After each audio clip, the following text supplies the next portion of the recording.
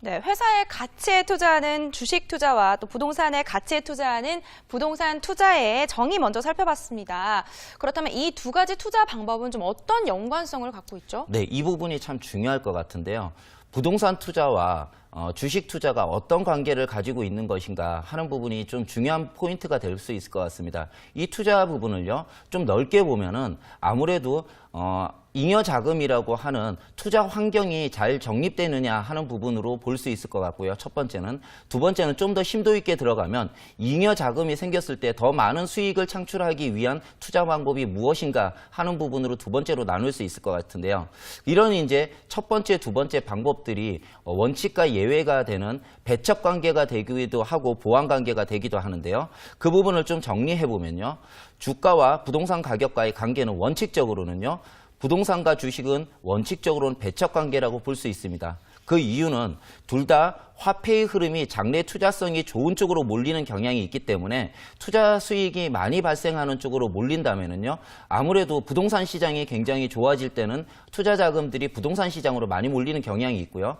주식 시장이 좋아질 때는 주식 시장으로 많이 몰리는 관계이기 때문에 어느 한쪽으로 몰리게 되면은 어느 한쪽은 좀 쏠림 현상이 덜하게 됩니다. 그렇기 때문에 이제 부동산과 주식은요, 원칙적으로는 배척 관계라고 볼 수 있는데요.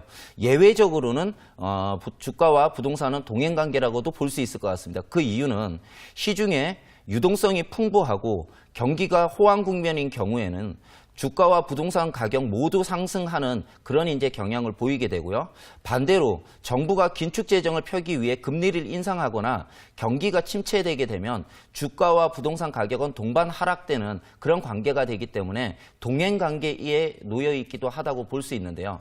지금 이제 시장에서 보면은 부동산 시장 같은 경우에는 현재는요. 수요와 공급의 원칙에 의해서 가격이 조정받고 있는 장이라기보다는 정부의 굉장히 강력한 정책에 의해서 시장의 가격들이 조정을 받고 있는 장이라고 볼 수 있습니다.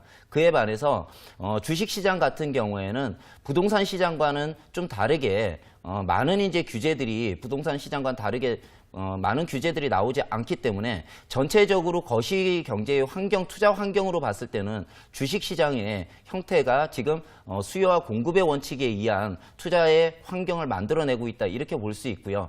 지금 주식시장 같은 경우에는 아무래도 지금 좀 경기가 불경기이고요. 수출이 호황으로 가지 못하기 때문에 전체적으로 주식시장도 호황을 맞기는 좀 쉽지 않은 그런 장으로 가고 있다고 볼 수 있고요. 그에 반해서 부동산 시장 같은 경우에는 이렇게 투자 환경들이 녹록지 않은 거에 반해서 지금 전체적으로 정부의 정책까지도 강력하게 들어오고 있기 때문에 그런 부분에서 더 지금 부동산 시장은 좀 더 안정화를 타고 있는 그런 시장 환경에 놓여 있다 이렇게 볼 수 있을 것 같습니다.